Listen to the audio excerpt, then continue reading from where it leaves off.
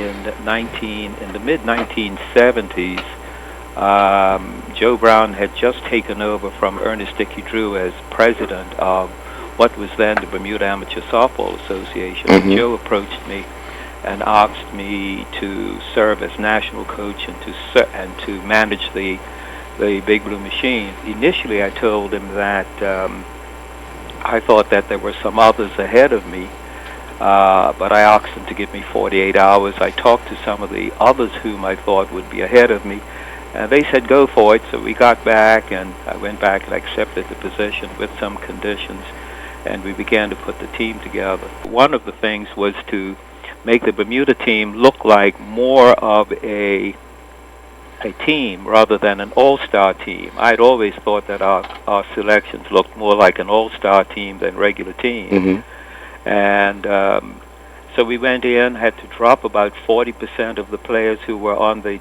team prior to that, and that wasn't very popular.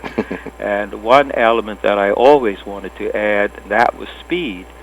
So the team that went out in the mid-70s down to the Bahamas to win the Caribbean Amateur Softball Tournament, incidentally, we also won 6 straight games down there. Uh-huh. That team began to look like the team that would win the gold medal a couple of years later, blessed with a lot of speed. And that was the new element that we brought into the team. Mm-hmm. Was that something you thought we had to combat the stronger teams from the Caribbean and Central America? Yes. Actually, I began to notice that faster players gave all of those teams a bit of a problem. Mm-hmm. You would think that they would have quite a few fast players as well. I mean, players who could run, right. Really run.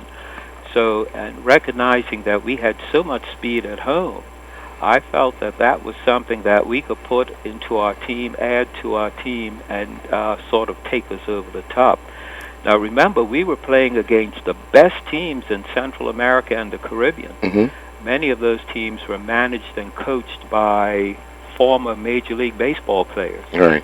So they knew their stuff. They knew what the game entailed, what would be required to win. And, of course, well, it just worked for us. Mm-hmm. And the experiment in the Bahamas worked, so we took it to Medellin, Colombia, and it worked there again for us. How did we come up with the name Big Blue Machine? That's interesting. If you go back to the early 70s, the top baseball team in Major League Baseball was from Cincinnati, Mm-hmm. and their team was known as the Big Red Machine. Yes. Their colors were red and white. Mm-hmm. And one Sunday afternoon, I was putting a magazine together for the CAS tournament to take place in Bermuda that opened our softball stadium. And I thought, being a marketing person, I thought, we need something that Bermudians can latch on to, a name that they can call and remember, something with some rhythm that they can, use to cheer for from the stands and things Mm-hmm. of that nature. Mm-hmm. And we threw around all kinds of Bermuda names, naming the teams after flowers and cans and boxes and things. And then late in the evening, I was there saying, now it's time to go, because I had to put headlines on stories and stuff. Right. And just suddenly out of the blue, the name just came across my way. What about Big Blue Machine? Because, we're always proud of our big blue sky Right. in Bermuda. And it took. When I went over and told the team that from here on, the Bermuda national team will be known as the Big Blue Machine, everyone just took to it. Right. And the fans began to chant the name at Bernard Park, Yeah. and, well, the rest is history. Oh. Yeah. Now, who were some of those standouts that you can recall from that team back in '78?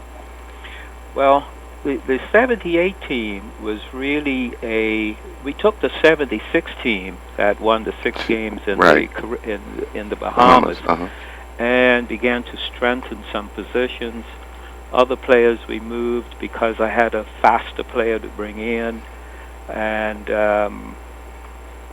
we began to look at the team.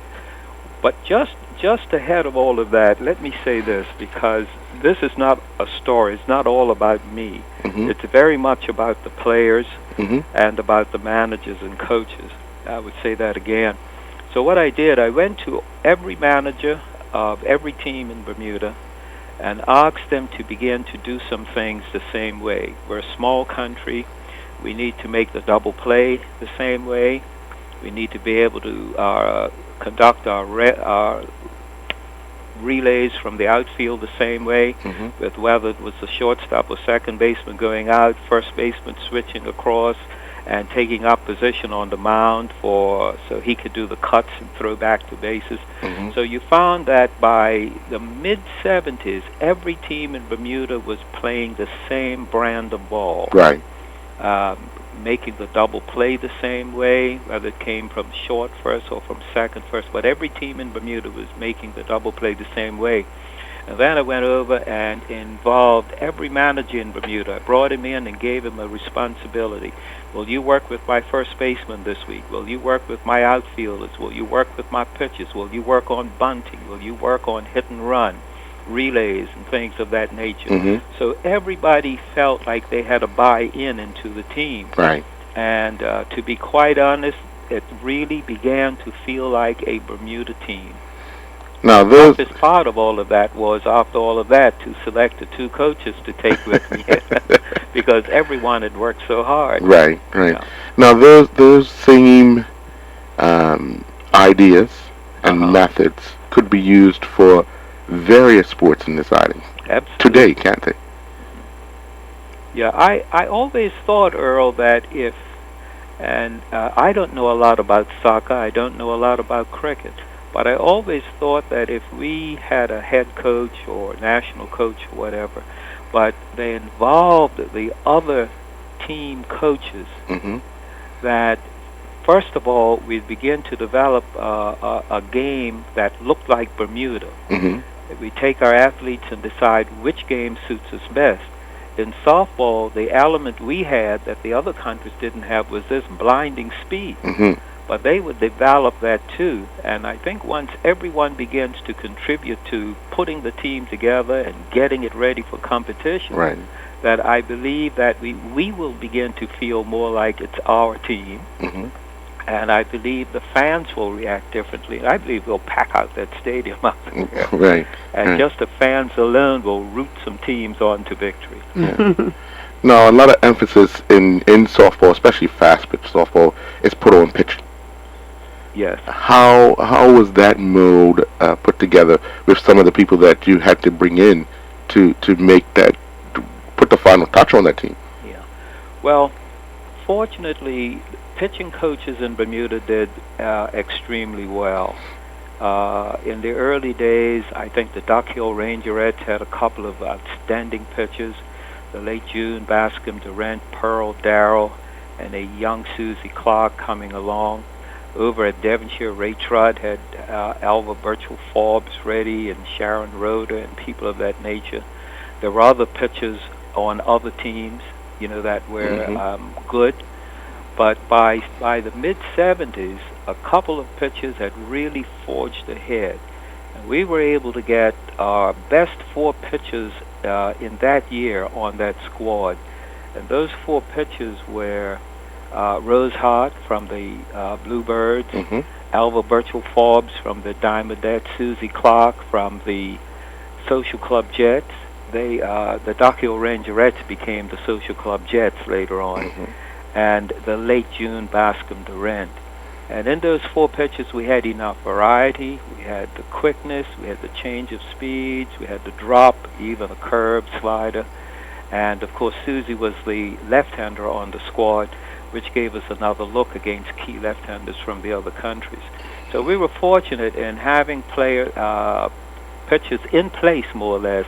It was just a matter of selecting the best quartet that we could out of all of those available. Now, obviously, you have various players coming from various different backgrounds, but the passion, it wasn't easy. It wasn't hard to motivate them to do what you were asking to do, was it? Not really, because anyone who remember the times and can remember going over to Devonshire and watching those games through the weeks and nights, and then coming out to see the visiting teams coming in, teams like the Jimmy Girls, the Waltham Drifters, and other teams coming into Bermuda, would know that fast-pitch softball was the passion of our female athletes in Bermuda. Netball hadn't taken over the way it has today, and there was very little for women to do in terms of sports. And these women softballers, I mean, it was their game. You didn't have to worry whether they will come to training or whether they'll give their own. Right. You asked them, and they just simply gave it to you. They just produced. I can remember rainy afternoons at Devonshire getting calls from people like Franzella Stovall and Lois Virgil Steed saying, "Are you coming over?" And I would say, "But it's rain." He says, "Well, we're inside having a meeting. Come on over." The show must go on. It was, and they came to train. Mm-hmm. It wasn't until much, much later on in the 80s, late 80s and 90s, that players began to arrive with their own transportation, and that began to change everything in Bermuda sports-wise, I think. But we asked players to do certain things. We asked them if they were accustomed to going out on the weekends, to cut back on their activities. If they had 2 drinks on a Friday night or we always trained on Sunday mornings. If they had 2 drinks the night before, they will cut it back to 2. If they smoked 4 cigarettes a day, if they will cut those in half. If they would add to their sleep, watch their diets, take certain things out of their diets, and put themselves on a scale every day. Tell you a funny story to emphasize the importance of eating right and losing some weight. I brought a scale over to training one day. Well, everyone took exception to it. So I simply said to them, "This is exactly the reaction I wanted. Now, if you don't want to get on this scale, you get on your own scale at home and look after yourselves." But we had no problems. Players, I tell you, I can remember 2 players whose names I won't call, who called me and said, "I want you to know that I've stopped smoking altogether." These are kids who were smoking maybe about 4 cigarettes a day, or I don't know, maybe 6. But a couple of them actually stopped smoking altogether. I can remember another player saying, "I stopped going out. I've stopped going out on Saturday nights now. I stay home, I relax, and I come fresh for training on Sunday morning." But that was the kind of dedication that these players... These are 18 of the most wonderful players, sports people that Bermuda ever produced. And it was one of the reasons I didn't want the 35th anniversary of winning that gold medal just to go by unnoticed, because they certainly deserve the recognition.